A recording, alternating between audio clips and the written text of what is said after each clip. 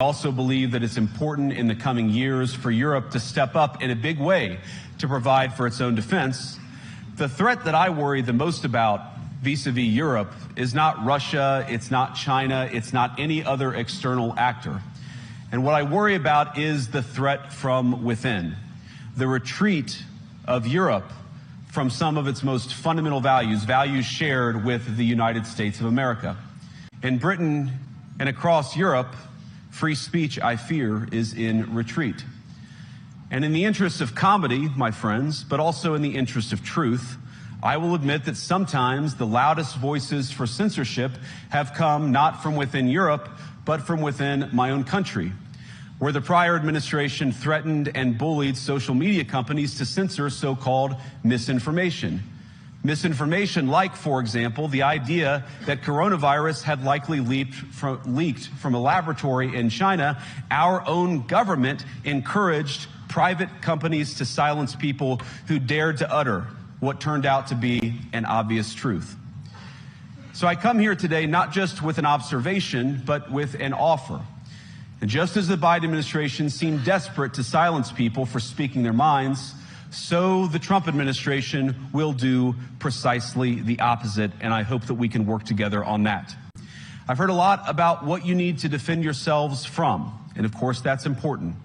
But what has seemed a little bit less clear to me, and certainly I think to many of the citizens of Europe, is what exactly it is that you're defending yourselves for.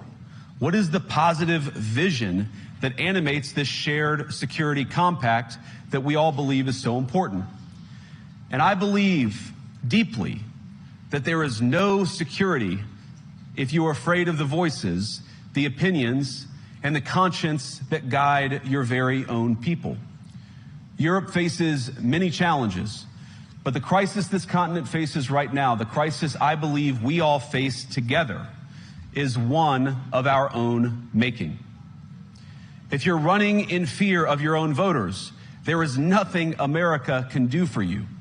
Nor, for that matter, is there anything that you can do for the American people who elected me and elected President Trump. You need democratic mandates to accomplish anything of value in the coming years. Have we learned nothing that thin mandates produce unstable results?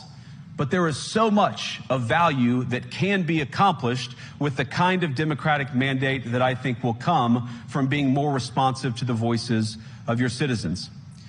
If you're going to enjoy competitive economies, if you're going to enjoy affordable energy and secure supply chains, then you need mandates to govern, because you have to make difficult choices to enjoy all of these things. And of course, we know that very well in America.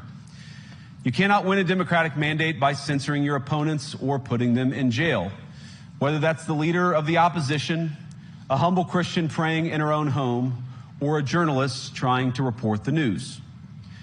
Nor can you win one by disregarding your basic electorate on questions like who gets to be a part of our shared society. And of all the pressing challenges that the nations represented here face, I believe there is nothing more urgent than mass migration.